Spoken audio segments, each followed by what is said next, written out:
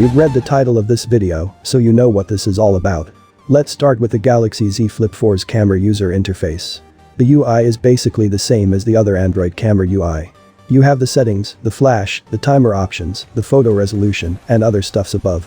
Below you have the camera modes for portrait, photo, portrait video, panorama, time-lapse, slow motion, and other modes in the More section. You can edit the list of readily available modes by tapping the plus icon here. Then dragging the other modes to the list, or drag something out if you want to remove it from the list. You can also rearrange the mode list here as you want. Maybe the big difference here is the flex mode, where you can split the viewfinder and the controls by folding the phone into a laptop-style position. You have the controls below and the viewfinder above. But this flex mode of the Samsung Galaxy Z Flip 4, you can use the phone as your own tripod or selfie and do more creative shots. While the phone is folded, you can double press the power button and enable the camera from the cover screen and then take a selfie using the main and the wide-angle lens. Both are 12 megapixels that takes a really good photo. If you want to learn more about maximizing the cover screen usage, you can watch my previous video with link that I will pop up in the screen now and is also available in the video description below. It discusses an in-depth usage, customization and utilization of the Samsung Galaxy Z Flip 4's cover screen. Going back to the UI, after taking a shot, you can preview the picture you've taken, and you are already given an option to remaster the picture or apply a portrait mode. Remastering is basically just refining the picture using the camera's AI module, making it sharper, brighter, and improving the overall quality of the picture. I love this interface here where you can easily compare the changes done by the UI. This isn't particularly an easy picture to remaster, but remastering can make a lot of difference depending on what improvements the AI can do with the picture. Adding a portrait effect can only be done if the AI can detect a face in the shot.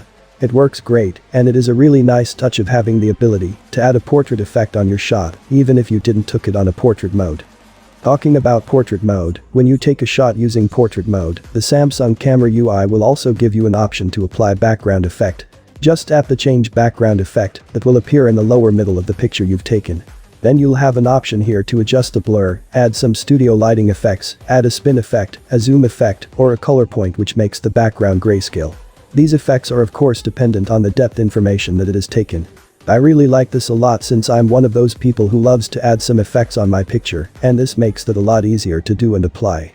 If you want to take the editing a little further, you can also go to the gallery, then from here, you can pretty much do some Snapseed level photo editing.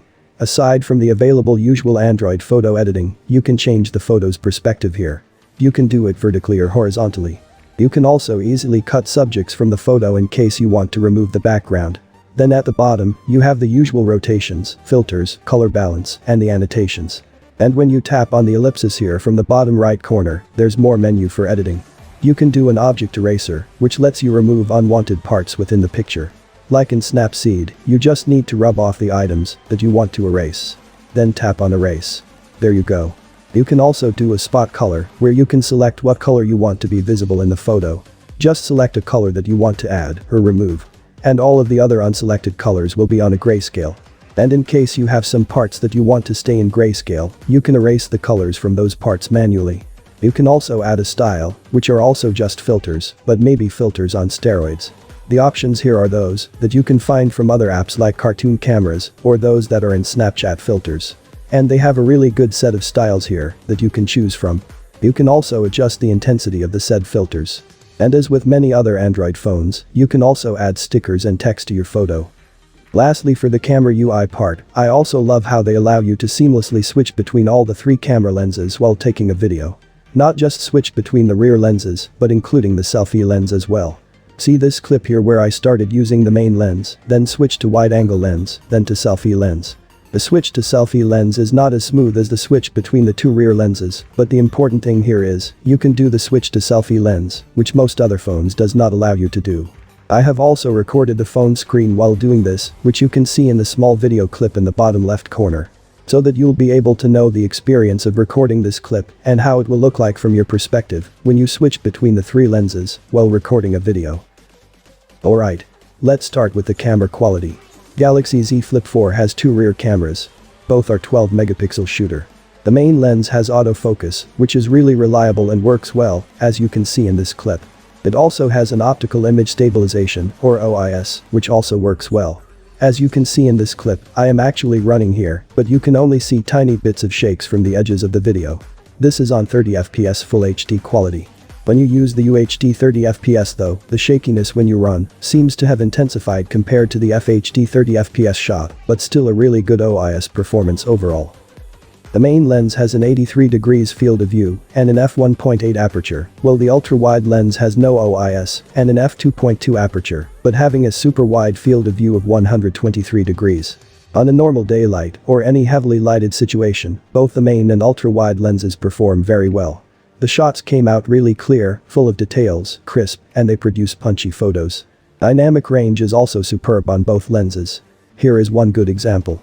I specifically focused this shot on the motorcycle's plate number, since the guy will be delivering something for me. But if you look at the top of the picture, you can see the clear sky and clouds, and from afar, you can even clearly read the Korean store's name. If that's not a superb dynamic range, then I don't know what is. You can't really complain with any of the rear lens on a well-lighted situation. I think the only difference that they have is that the wide-angle shots come out a bit more saturated and has less shadows, or the dark shades, as compared to the main lens. It's not something that you notice right away since it's just a really tiny difference. You will only notice it when you compare the pictures closely. Also, as with the normal Samsung photography algorithm, the pictures come out more saturated than how you see it in person. This is subjective, but for me, I like it. And it might look that they are oversaturated sometimes, but they are not. Samsung just have a really bright and clear phone screen, so it adds to the oversaturation impression. But if you transfer the pictures taken from the Galaxy Z Flip 4 to your laptop for example, then view the picture from a normal LCD laptop screen, they are saturated enough and looks really good. Not in any way oversaturated. The Samsung Galaxy Z Flip 4 has no telephoto lens, but it does provide a digital zoom of up to 10 times. They are not good though. Digital zoom up to 2 times are still usable. At 3 times zoom, it's already a hit or miss situation, then 4 times zoom and above are just not on par with the picture standards these days. I mean, you can still recognize what the picture is, but it is very grainy, or sometimes like a painting that someone accidentally spilled water into.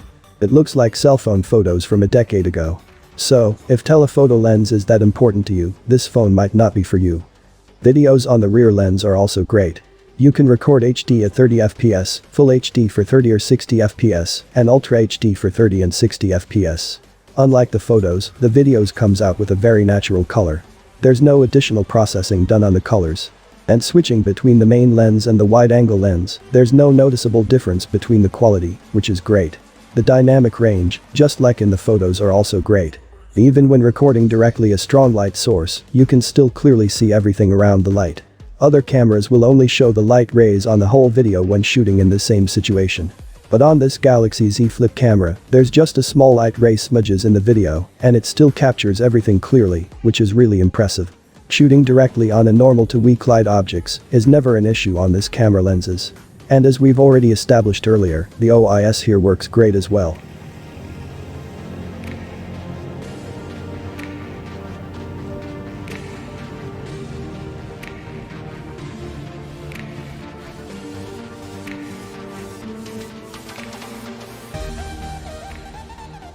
Portrait mode works very well too on the Galaxy Z Flip 4. One of the best perks of having this phone's form factor is you can take a portrait shot on your own using the main lens. When doing a portrait shot on people, the results is always perfect.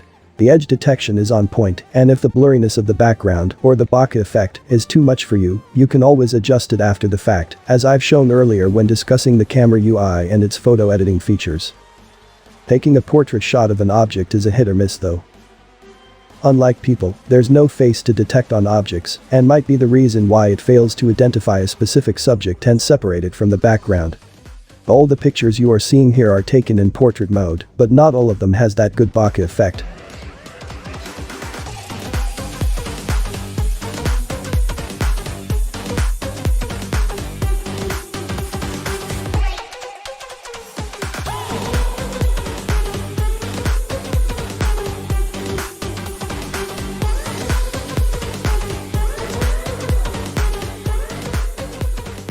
Now let's talk about the 10-megapixel front-facing camera, or most commonly known as the selfie camera. It has no autofocus and no OIS, as many other selfie shooters are. And even though it is only one lens, it comes with a normal mode and a wide-angle mode. You can also take portraits both on the normal and wide-angle modes. The photos are not as vibrant and bright as the ones you can take from the rare cameras, but it is close enough. Come to think of it, all of these coming from a 10 megapixel lens, it is quite impressive. Videos from the selfie lens will obviously not come out as impressive as the one from the rear lenses. Stabilization is not that good, colors are generally darker or a bit washed out, especially on the background. It's also not as sharp as the ones captured from the rear cameras.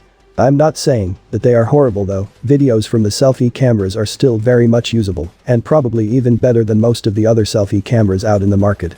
It's just hard to ignore the fact that, in this phone's form factor, where you can take selfie shots using the main lenses, why even bother using the lesser quality selfie shooter? Honestly, in that reason, I really did not test the selfie camera that much. And just like in the rear cameras, you also have an option here from HD up to UHD 30 and 60 FPS.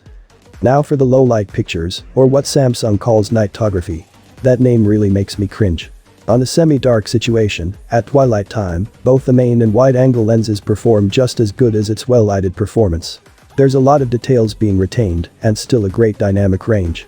In this shooting situation, you will see that the main lens does absorb more light as advertised, as you can see the leaves on the trees of the wide-angle shot is a lot darker and have high shadows compared to the main lens shot. On a full-blown dark situation, you don't really need to select the night mode from the camera UI, since it will automatically be detected. Night shot on the main lens takes about 2 to 3 seconds, while the shot on the wide-angle lens can take up to 7 seconds to process. But that effort of keeping your hand steady for that long is all worth it, as the pictures comes out really great. You can see how dark the actual environment here, but the results of the shots looks like it was taken on a well-lighted place. It's amazing. Upon taking more night shots, it turns out that the wide-angle lens is not as consistent as the main lens.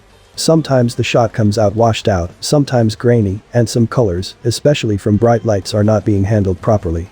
Also, the wide-angle night shots tends to brighten only the center of the picture, so the result seems to have an unwanted vignette effect.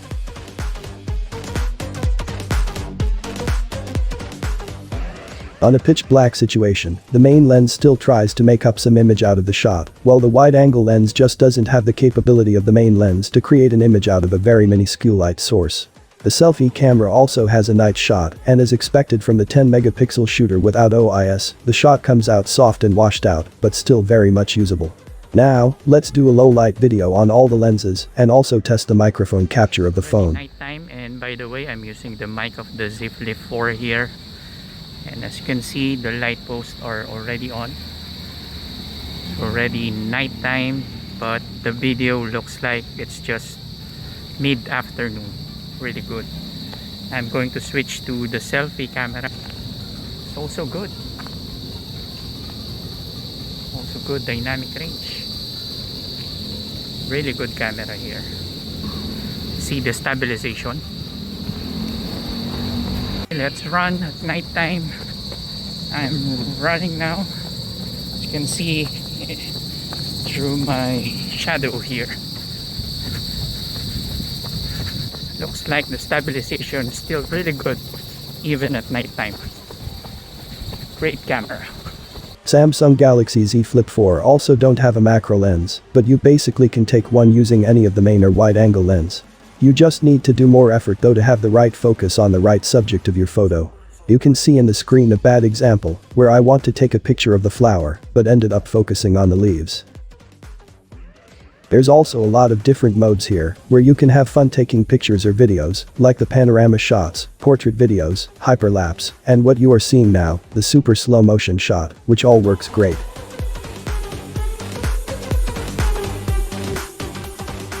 Alright. To conclude, although the Galaxy Z Flip 4 does not have the greatest and latest cameras in the market right now, its camera module, along with the great software post-processing capability of the phone, makes Z Flip 4 shooters one of the best out there. It may not be the tip of the mountain, but it is definitely positioned within the mountain's ice cap area. Also, these days, almost all of the flagship phone cameras are already good, and you'd never really know the difference among them unless you put them side by side and compare them pixel by pixel.